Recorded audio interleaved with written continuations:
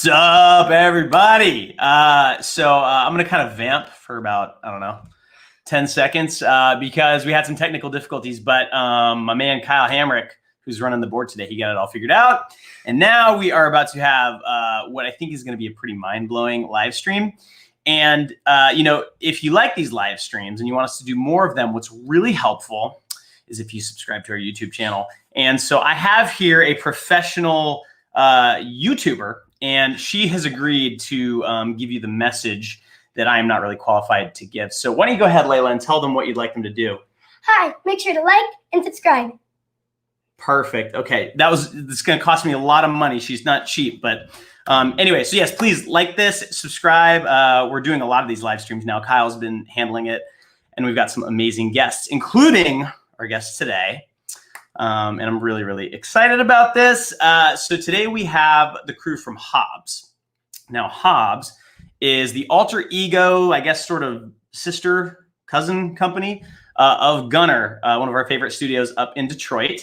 And so with us, we have Nick, we have Eddie, and we have Adam, all from Hobbes. And they're going to be talking about some wild stuff. So hello, gentlemen. Hey, Joey. How's it going? Right on. It's going to get. I'm really excited to have the three of you here. So before we show the piece that we're going to be digging into, Nick, I think a lot of people watching are familiar with Gunner, but Hobbes is sort of a newer entity. So maybe you could just talk a little bit about what's the difference between Gunner and Hobbes. Why have two companies? What does Hobbes do that's different? Yeah, so we kind of debuted Hobbes at Blend, but so for the people that weren't at Blend, Hobbes kind of came out of this need for outside of a 16:9 animation content. It's like things that are in app and things that use code and things that use all kinds of different mediums. And it was like we could either try to umbrella this underneath Gunner and start to water down like what we do, or really focus on it entirely with a whole different company. So Hobbes was kind of born out of that. And this project you're about to see is kind of like an example of how animation is taking form in new mediums. And I could introduce Adam and Eddie if you'd like, but I could leave that up to you, Joey. I don't really know how to do the live stream stuff. Yeah, well, I mean, I don't really know them that well, so I could make things up about them, but I think it'd be better if you, that might be more fun, actually. Why don't you tell everybody, what their roles are at Hobbes? Yeah, so Eddie is a creative director over at Hobbes. He started in January of this year, which is a fun year to start at a new studio. And Adam Zimmer was brought on, I forget the exact date, but as like our drone lead. He's basically the one that handles all the drone projects that come in through us and wrangles all the scene files and exports everything. That's awesome. Drone lead is a job title I haven't heard before. Awesome.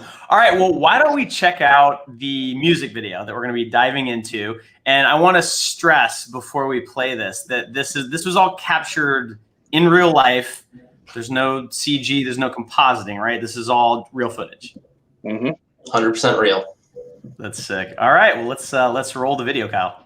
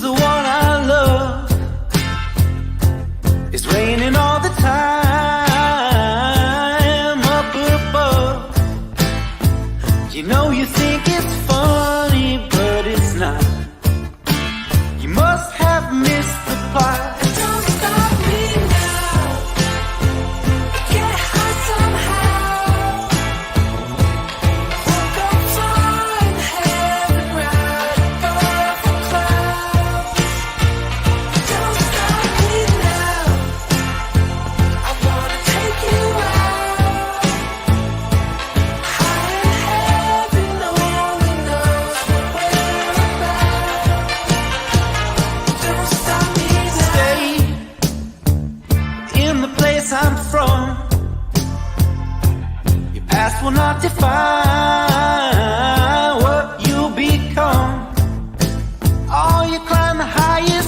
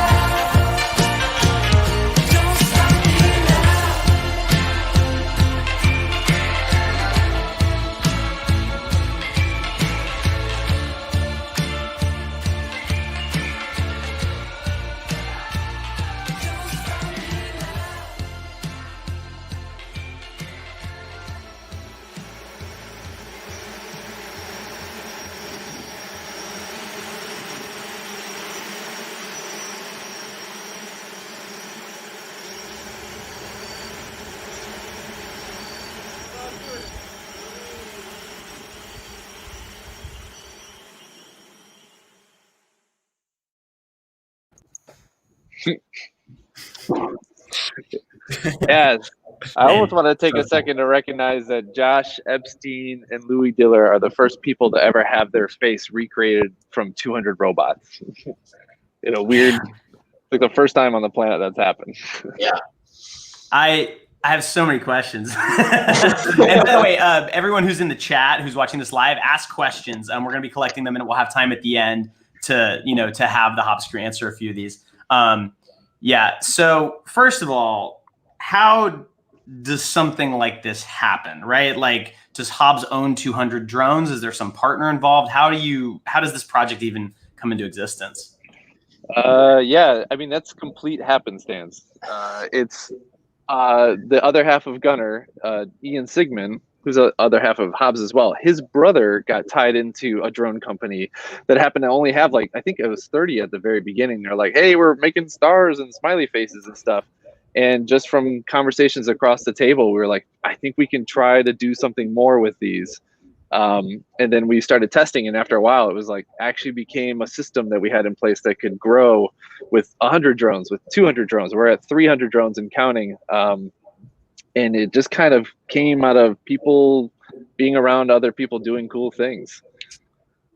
That's crazy. So, I mean, I guess maybe this is a good question for Adam and Eddie. Like, did you know this was possible with drones, or did you see something and then, because there's a lot of pieces that have to come together here, and the domain of knowledge that, you understand 3D and you can sort of connect some pieces, but then there's this whole other thing where these are actual physical drones that have to fly around, and there's probably a lot of rules about that and stuff like that. So, like, do you approach Firefly? Did they approach you, or was it just sort of this organic, like, you met in a bar, something led to another? Yeah, I mean, it's pretty close to that. Like Nick just described, it was just sort of this natural relationship that sort of flourished between Hobbes and Firefly. And around 2018, I think, was the first time Nick reached out to me, and we started messing around with some drones. He was staying up till 4 a.m. finishing these show files and needed a little bit of help. And we always knew that there was this potential for creating like a face or somehow replicating like a human in the sky, because very early on we did some couple experiments, like when we had fewer drones, like just creating eyes in the sky. And even that kind of created this almost like scary kind of vibe out in the field where you felt something so much bigger than you being out there. And so with this project in particular, it's just been something that Nick and I have talked about, over and over. We've put, creating a giant drone face, on our dream projects list multiple times. And in last February, I got brought on full-time to Hobbes, and I still remember the day I was working at my computer. Nick came in, pulled up a chair next to me, and he was like, hey, I just got off the phone with my buddy, Josh, and I have a really cool idea. And I was like, oh, sweet, what is it? And he proceeded to tell me that he was looking to make a music video, and it seemed like the perfect opportunity to test this, drone face concept that we had. And at the time, we had also been exploring some facial tracking for Instagram filters. And that sort of led us right into this Moves by MAXON app that we use to pull it all together.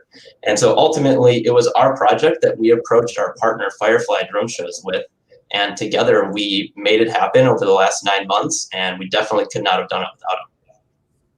That's incredible. So why don't we, Kyle, why don't we pull up Adam's screen so we can look at some of the Cinema 4D files for this. And, while we're looking at this, I wanted to ask about, a lot of the 3D techniques that you used to actually create the artwork for this, the face and the lighting and the animation and all of that, we're going to get into. But I'm really curious about, from a creative standpoint, how do you approach doing something like this with the limitations, right? So maybe we could start there. What are the physical limitations that you have to take into account, knowing that these are going to be physical things with propellers and there's FAA laws and all that kind of stuff? Yeah, so there's a whole structure around, how we produce these drone shows, and you hit it right on the head. There's basically a set amount of, restraints that we have to work around. And so the drones are legally only allowed to fly 15 miles an hour tops when flown in a swarm or a group like this. So that's the first one we have. And then here in this scene file, you see this red box around the face here. This is the actual bounding box of the sky. So we have to keep all drones within that red bounding box. And for these, generally like this box, to give you a sense of scale, is about 500 feet wide by about 400 feet tall and about 500 feet deep as well. So what you're seeing here is a 300-foot tall face, and each one of those dots represents a single drone that has to stay 15 feet away from its neighbor. So we really create these things at an absolutely massive scale. And so the biggest three constraints that we have to work with are speed, our bounding box, keeping it within the sky space that we have, and then what's the word I'm looking for? Like proximity, how close these drones can be to each other without colliding.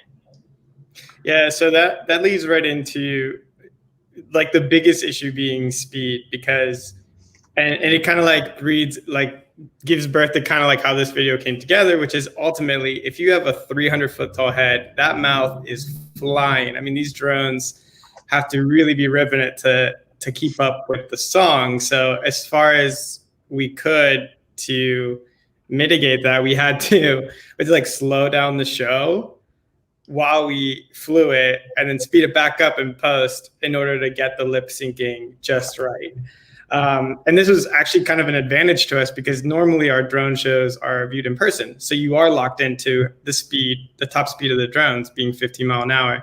But because the end product is a video, we had that kind of liberty to make sure that everything synced up just right by slowing the show down in real life, shooting it, and speeding it back up again, which is key in like passing, like getting through the hurdle of the speed. Real quick, the funny thing about that too is that's really just to stay within FAA regulations. Yeah. Technically, these drones can rip. I think they can go up to about 50 miles an hour. Yeah. So a real-time singing face is actually pretty plausible in the future if the laws and guidelines relax a little bit. But for now, we have to rely on speeding up the footage. Yeah, it could totally be possible for real, but you know. So one of the things I wanted to ask about, because it's crazy just to think of the scale of this thing. When I watched the video for the first time, the thing that struck me was how accurate it was. Like these drones are perfectly where they're supposed to be.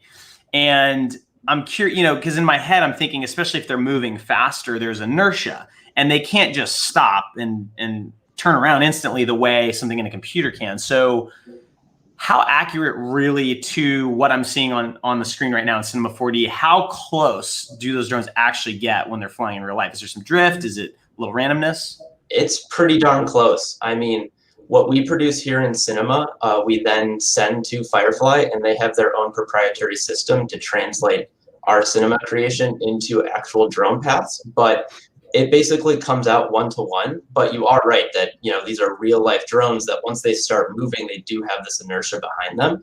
And if you watch the footage or any other kind of drone footage, especially if you speed it up, you can kind of see a little bit of a wobble as the drones kind of stabilize themselves in the air and kind of counteract any wind or any other things that might be throwing them off. But they are constantly receiving new positional data and color data as well, almost every second. Yeah, that's what the 15-foot apart kind of helps buffer, is that if anything were to overshoot, you could probably tighten them up to being only about 5 feet apart and you'd be okay, but then you start getting a little dicey with FAA regulations and things like that. So for like safety, it's best to keep them far apart. But I'm not going to say this entirely, but I would almost bet my life that I could make a tunnel shaped like me and have them fly like right past. I'm not going to test that out. Not yet. It become pretty close. Yeah. Wow. So, I mean, maybe Eddie, this would be a good question for you. I mean, when you're thinking about, the 3D form of something like a face, I mean, obviously these drones, they're going to be 15 feet apart. They're going to be, taking up, I don't know, I'm guessing like at least 300 feet of vertical airspace and stuff. So it seems like there's kind of a limit to the fidelity of what you can actually render with drones, right? So just stylistically, how do you approach that? So There's a couple of things. The most important part of it is how many drones are available. And we've slowly worked our way up from 30 to 60 to 100 to 200 drones, and now up to 300 and counting with some of the projects we're working with them with. So that right there is like, it's your pixel count. You know, these are essentially moving pixels that you're puppeteering through the sky. And it's all about the fidelity of getting enough detail, in this case in the face, to where it feels realistic. You have the feature that you need to kind of make out a little bit of bone structure, the lips, the mouth, all the expressive parts of your face.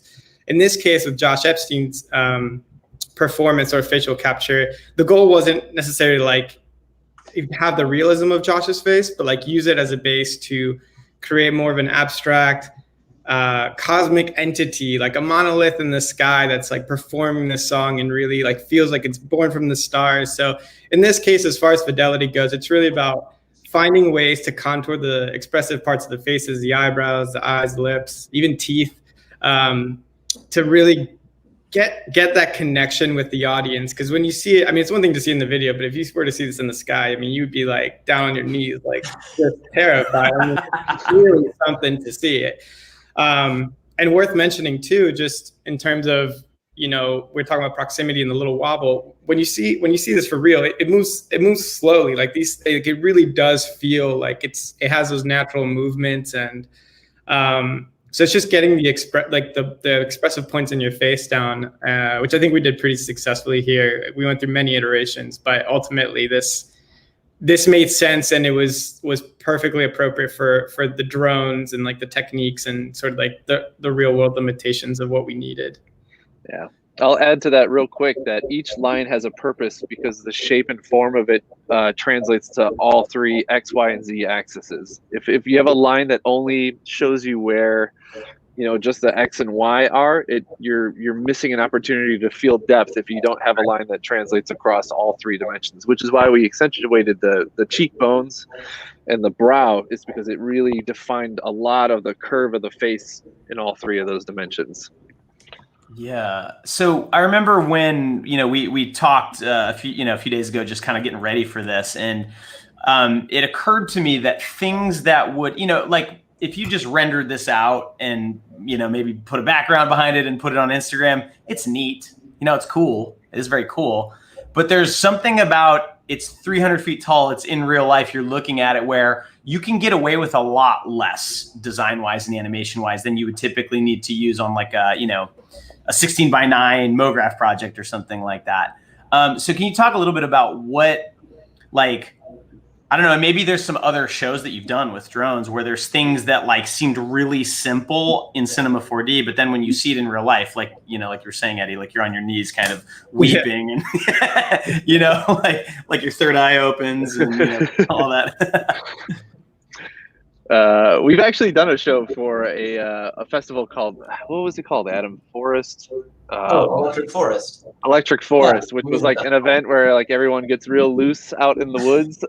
And I don't think anybody saw it coming. And I think it did blow everyone's third eye that day. There you go. But we did do the first time that we really felt like it didn't translate in a cinema project, but it actually felt huge in real life, is we did a show for Ford where it was the first time we started using forced perspective, which was instead of drawing lines on the side of a 3D car and then just rotating that, we actually took the vantage point from the audience as an access point to smush it down so that it looked like it was rotating in depth, but actually the drones were really capable of flying it, so you had this very realistic movement.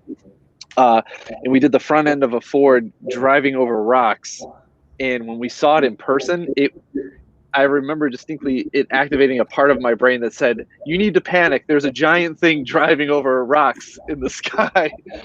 That was like the first time we noticed that, like in person in cinema, it didn't really actually look that impactful, but seeing it that scale opened the door for us to say like, oh man, you can really make this feel huge. I think that's one of the coolest things about this project. You know, it's like the first time I put on like a good VR headset and I'm like, oh, I get it now. Right? Like it's kind of like what you said, there's a different part of your brain that activates, and it's like, it's impossible to activate it with just like a screen. Yeah. And I think that sense of scale, you know, gosh, as soon as I saw this, I was trying to think of like some excuse to have a drone show for School of Motion, because it's just like I really want to see it in real life. Okay, so let's get into the geeky stuff here. First of all, I didn't realize at first, the first time I saw the video, that you had done like facial animation capture. I assumed you just kind of hand keyframe this. So can you show us, how did you actually get that performance? Yeah, so for that, like I was saying, we kind of had explored some motion tracking earlier in the year, and then I simply just started Googling around motion tracking for Cinema 4D, and it turns out that MAXON already had created an app called Moves by MAXON that made it almost ridiculously easy to just simply record your face and then email yourself the facial tracking data, and it loads here into Cinema 4D as a face mesh with like almost like a cache of your data. And just like that, you open it up and you see yourself singing. It has a texture of your face in it. It tracks your eyeballs. And I can actually pull up the meshes and the performances that we got from Josh. So the way we approached this was, he downloaded Moves by MAXON on his phone. And from there, we asked him to think about the performance in 3 or 4 different ways, kind of ranging from a very mellow, stoic performance where he's just kind of looking straight ahead, to a super overly expressive with lots of head movement, you know, big singing expressions. And so you can kind of see that range of movement here with this one on the left and the one on the right being a little more exaggerated. And then from there, Josh was able to email us this data. He spent a weekend in the studio recording and performing, and he emailed us this data. And Nick built together this rig here that allows us to take our base performance here in the center, and we can simply pull these sliders and pose morph between performances. So I'm pose morphing to 100% strength of take 4. And so now you watch, our performance replicates this one exactly. But, you know, we did this for a reason. We wanted to be able to really craft, you know, the ultimate master performance. And so then here you can say, maybe that's a little too expressive. What if we introduce some of take 1? And so it starts to mellow out a little bit and really becomes a blend of the two. Although take 4 is a little too extreme. We'll dial that down. But you can really start to see how now it just only adopts the motion of take 1. And so this was really our whole workflow. And Nick just really dove in and honestly almost created his own performance out of these, you know, performances here. Mostly, yeah, because we knew that lip sync would be really tricky with translating to that huge of a design. So if he got overly expressive in the one take out of nowhere, it would probably throw all the speed indicators to complete red, and our whole thing would be ruined. So we needed a way to be able to dial between different kind of performances. Right. Now, is that actually a 3D model of his face that's generated by Moves, or is that just like a generic model?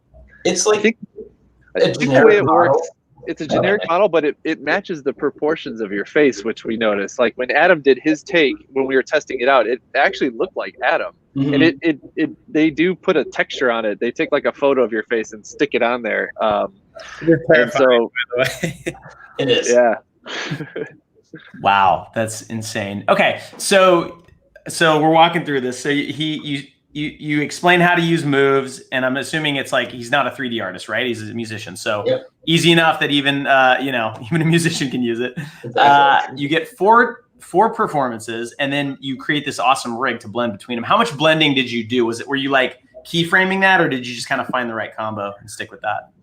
It was actually quite a bit, because there's a lot of time where speed indicators would just like full red alarm. It was like way too fast. So it was a lot of like getting it right to like 89.9% of one take, just to get as much as we could without throwing all the speed off. Yeah. But I think this one's labeled broken. But Adam, if you want to show them what happens with take 3, we didn't end up using this one because it just totally does all this Like, for whatever reason. So none of take 3 that was never seen. But honestly, we mostly used the stoic and got to get a little crazy with the more eccentric one every once in a while, just to maintain like our speed. Yeah. And again, this is like one of those things that you're like, it's a constant balance with Firefly and like the limitations of like what we want to do creatively as far as directing, you know, the video and like animating everything. But like, and they're like, no, like we can't go, you know, you're like, you are limited. So it's a constant challenge to find ways to get around that. So then how did you map the, you know, the lines that you wanted onto that face? Is that like a different, you know, or is that a totally separate sort of model, or did you just take that face model and use the contours of that for the face? Nick really developed, so we did a lot of sketching first to kind of just come up with the general design that we wanted for the face. But then once we had that, Nick created, just traced that sketch with splines in C4D, and then was able to, I think it was a surface deformer, Nick, or there might have been some other tricks he used in there, but those splines were then just kind of wrapped around this master tape, this face mesh here in the center. And then with those splines, we were able to apply drones to it. Yeah, it was. It's all proprietary cinema stuff. I mean, everything we're using in here is nothing new in the last like 10 years. So we were able to just project the splines onto it using. I think when you highlight all the spline points on a spline, you can do that, and that stuck it to the face. Surface deformer just gripped onto it, and then once we had splines moving wherever this face went, a couple cloner objects later, we had our dots floating around doing the stuff without the space. Adam, So maybe we can go. Let's go back to that first Cinema 4D file where you had the full performance, because there were I know you had a few different sort of iterations in there, and maybe we could just sort of see like the development of, you know, getting that base mesh with the performance on it and sort of how you built up. Yeah. So this is actually the face mesh that we used, Cool. and you can kind of see some of the splines, you know, poking out through there.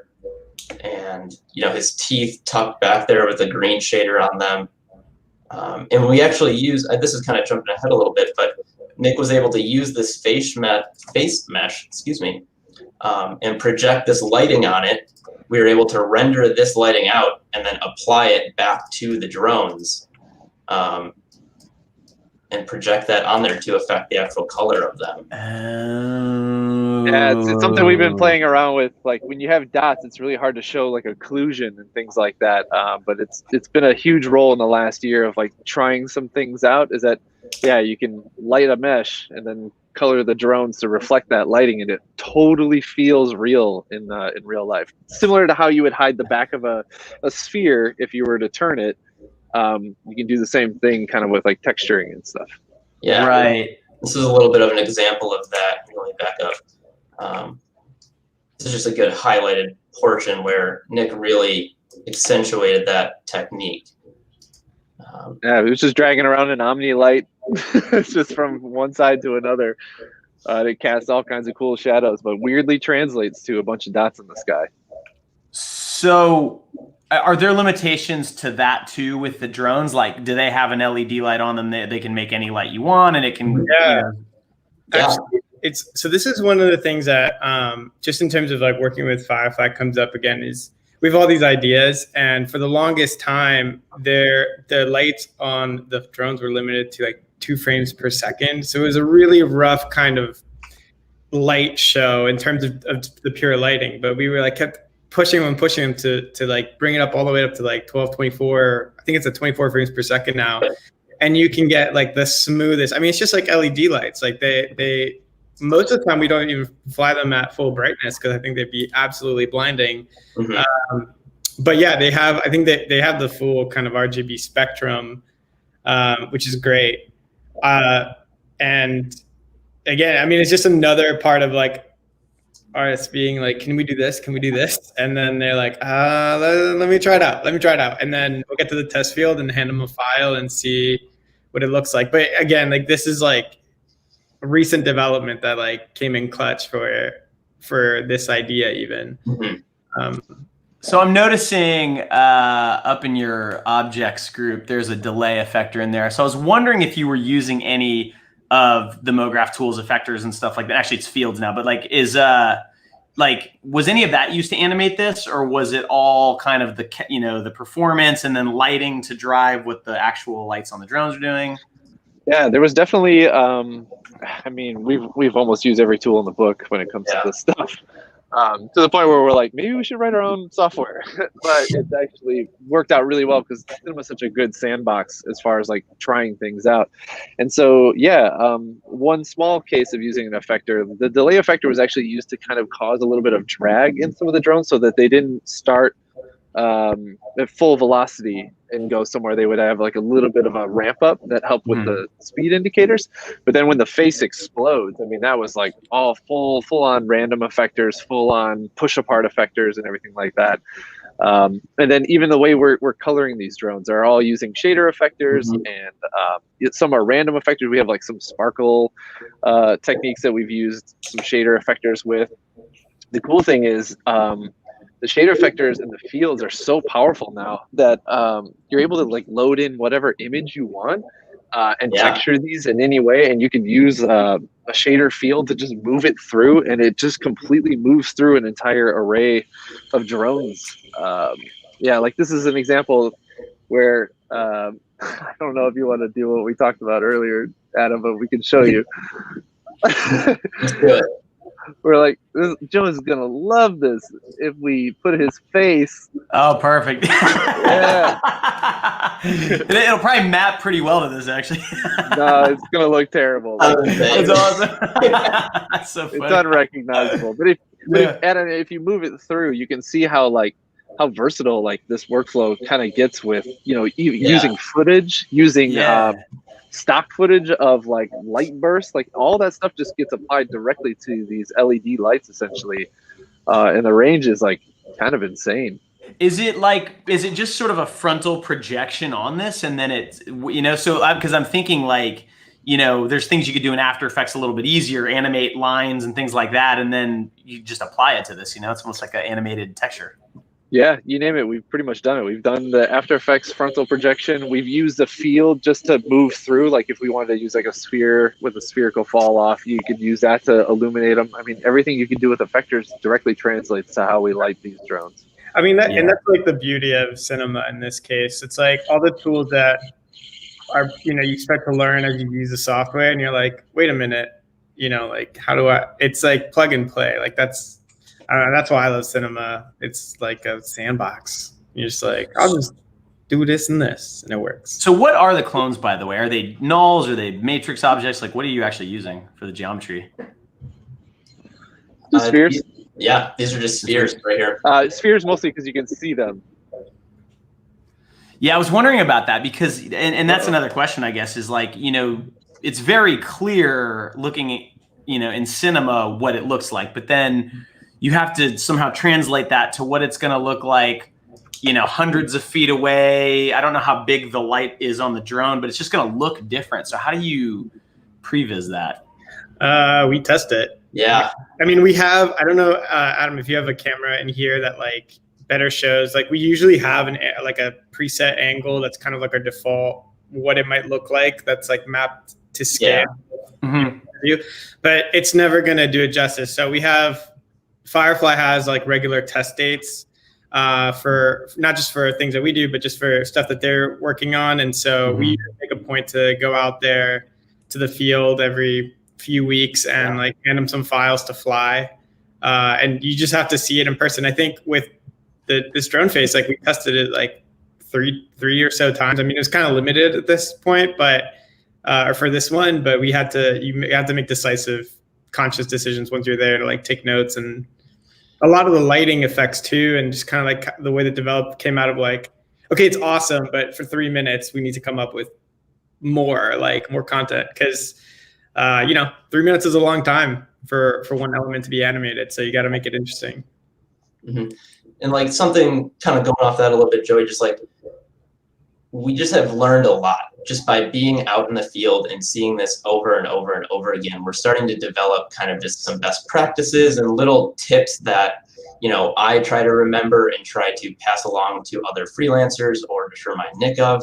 The biggest one is that like we are working with physical light, and it's really easy here in cinema to have like one of these drones or one of these spheres be black. Let's say we were trying to hide something, and if that black or that shader is not like hex code 00000, like pitch black, and that LED is on 1% brightness, you will be able to see it, no question asked.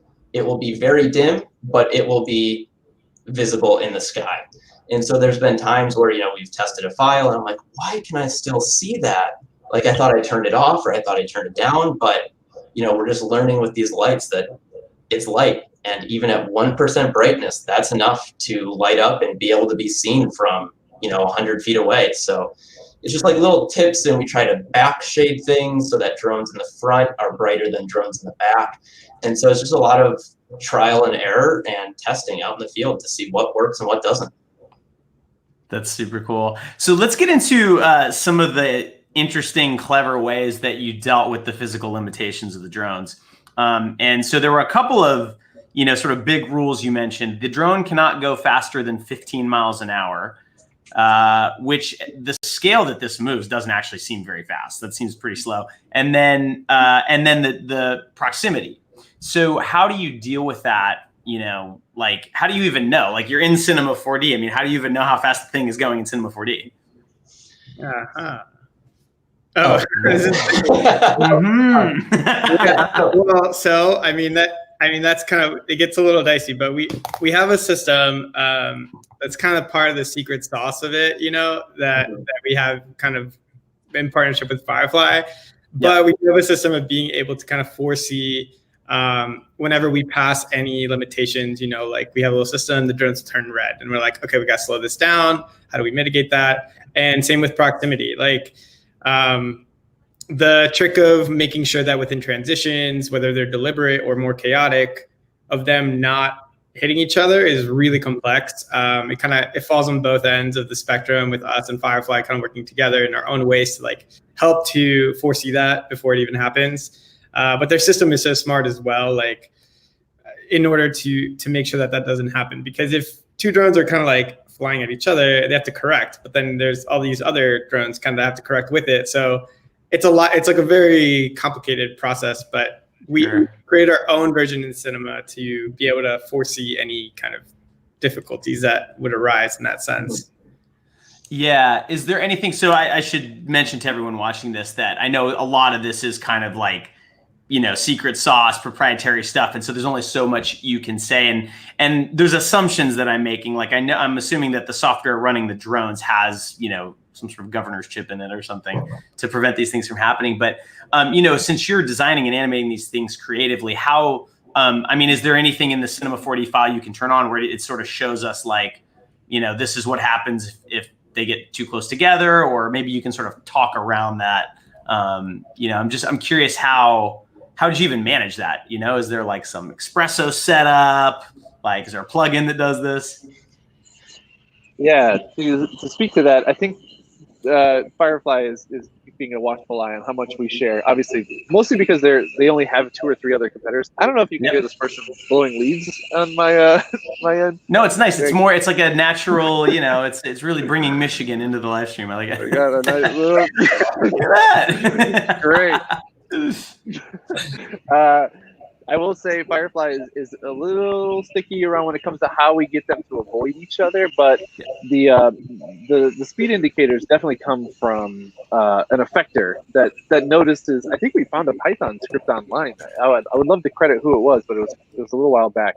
Basically, just knew that if it traveled X amount of distance in X amount of time, if it was exceeding a certain number, the drone, a color effector would basically just turn all the drones red. And then we have one for when they go outside of the bounds. But it is all very visual based, and it can get pretty overwhelming when it comes to having 200, 300 drones, because you have to watch and make sure none of them turn red. We would love to implement a system that basically just runs a program that says, you know what, I see that this one's going a little fast, I'm going to slow this one down versus slowing everything down. So there's a lot of stuff that we want to advance into. We're actually definitely looking for help in exceeding the system. Actually would love and be interested in someone who would want to like break this whole system apart and restructure it, knowing the kind of things that we want to do, things like force perspective, things like having a a random effector that can just throw them everywhere. Like all these things that we've learned, we would love to like find a even better workflow inside of Cinema in the future. So yeah, that's kind of my like little napkin pitch to anybody out there that's interested in doing this. It's super possible. We have like a great kind of like training route that we could go through, where you start by making stages, and then you move into making your own mini show kind of thing. But yeah, that's my 2-second spiel on that. This is amazing. So if in the chat, if anyone's thinking of, I don't know, like drone boot camp or something, let us know if that Drone boot camp. Drone like boot camp. Yeah. Real. So I have so I really have one more question, and I'm gonna you know, open it up to some of the questions that we've been collecting from the chat. And that is what are, like, this is just really cool. And you mentioned that you've done this for Ford and that you did this for a festival, but like, what are the other use cases for this? You know, if like there's other projects you've done this for, or things that you're thinking this could be useful for. Obviously, any kind of show where you're looking for a spectacle. But I mean, are there other uses for this? You know, weddings, bar mitzvahs, like birthday parties. Where do you see this going? Yeah, I mean, there's all sorts of, you know, directions we could take it, and you nailed it on the head. Like, there's so many kind of party and festival things we can do with it. But something that Nick has been really interested in is, and maybe he can speak more to this, is potentially using drones in the future as like a hazard navigational system or something like that, using like creating signage in the sky basically that essentially said, you know, safety this way, or, you know, forest fire coming from this direction, evacuate this direction. That was an idea that he pitched to me pretty early on, just as a general concept, and I was still new to this. And I was like, wow, I had never even thought about using these things for that, you know, kind of purpose. So it's just, it feels so new that I don't think we even know all of the possibilities with it. And I think that's what's so exciting about the whole thing for us and Hobbes, and, you know, hopefully everybody watching at home, is that there's so many new directions we could take this. And I think a big one is going to be some sort of live signage, hopefully not a bunch of advertisements, but, you know, just using it to display information in the sky or present beautiful designs to those who want to watch it. Yeah, I think what this conversation really is it's kind of embarking on a new medium for animation and storytelling. Like, the more we explore it, the more we find out, yeah, this is totally a medium that has its own parameters, similar to VR, where, you know, once you're in a sensory experience, you experience things in a different way. Drones are doing the same exact thing, which I think totally qualifies it as being like, oh, I could do an animation as a QuickTime output or as a drone output in the sky, and it totally translates completely its own emotional values, as well as informational. Like what Adam was saying is like, these are fun and entertaining, and right now they're replacing a lot of fireworks shows, but when you really open up to what the possibilities are to putting a giant light design in the sky, it's pretty incredible how many things you can actually do with these. You need to get 1,920 drones across and 1,080 down. And just make it big. I don't know how we haven't done it yet. I mean, we've tested that. We've experimented with, you know, making a little grid of drones, and just like we showed you, you know, using a video texture to just display that texture on the drones.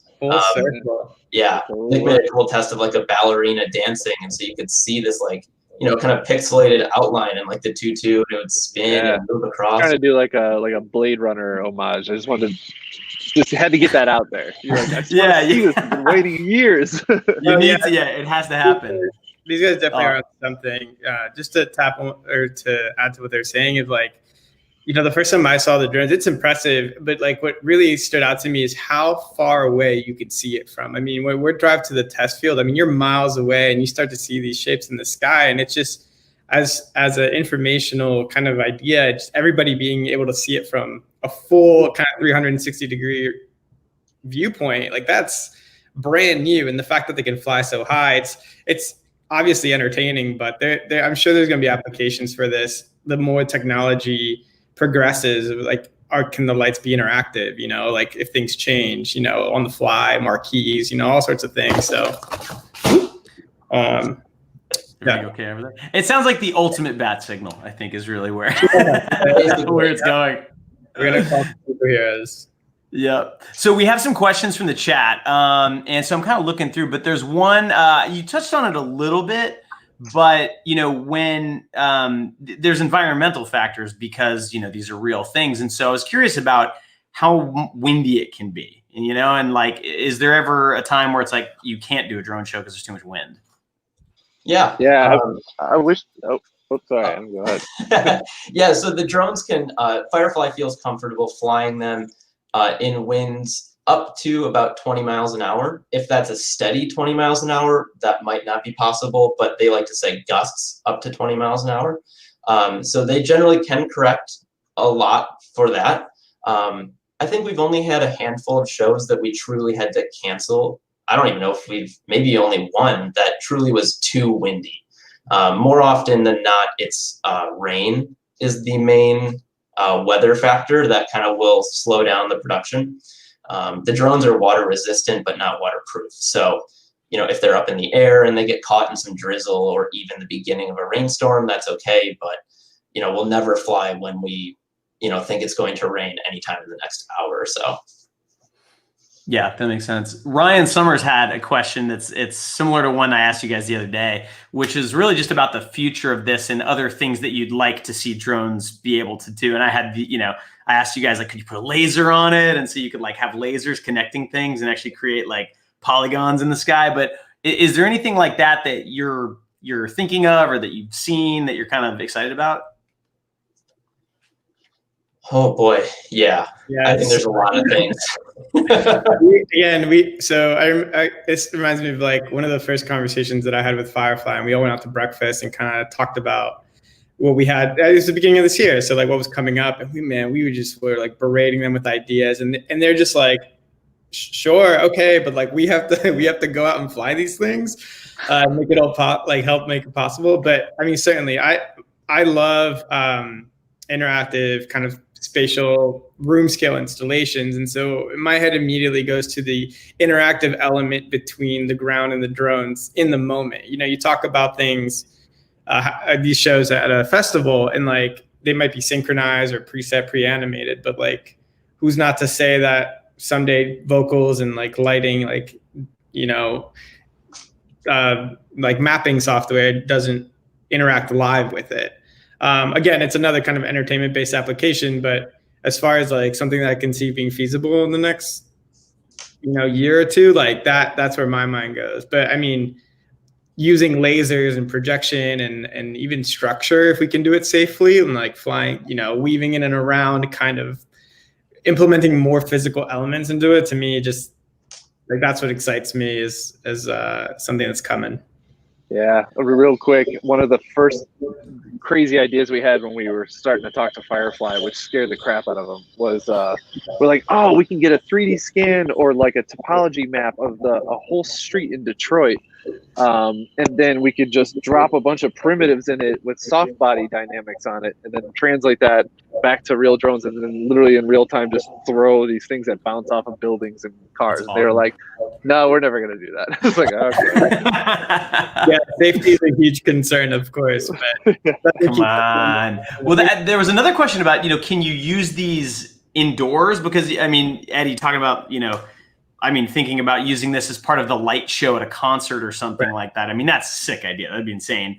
And in an outdoor festival, I could see that happening in pretty much right now with what you guys have put together already. But can you do this inside if the room's big enough, or, Technically, we can. I've spoken with Firefly about this, and one of the funny things to me that I feel like is a slight loophole is that there's technically no speed limit to drones when you fly them indoors, which feels extremely dangerous. And, we've never tried it, and we maybe will someday. Hopefully we will. But I just remember asking that, like, could we explore flying inside? And Firefly being like, we could, and actually there's no speed limits. I'm like, wait a minute. So you could be trapped inside of drones, but nothing bad would ever happen. There's been examples of drone usage in performance before. Yeah. I think Drake had a flying kind of drone thing in the show recently. So it's definitely happened before. It's just, obviously it's like huge, like logistical, how do we do it, make sure everything's safe. I mean, the drones are amazing, super smart. They're gonna take over someday. But it's like yeah, we have lots of ideas for sure. I love it. I love it. Well, thank you all for like coming on. This has been so cool. I hope everyone watching like got really sort of inspired by this, and you know, it gives you some ideas about weird things you could do with Cinema 4D. I mean, even just sort of looking at the way you rigged the face and was blending between the, you know, the performances from Move. I mean, that's pretty mind blowing. So I know that drones are not the only neat thing that Hobbes is working on. So where, if you know, people are curious what else Hobbes is doing, where can they find your work? How do they learn more about you? Yeah, so if you're at all curious about Hobbes, check us out. It's hobbes.work is our site. Our Instagram is just @Hobbes.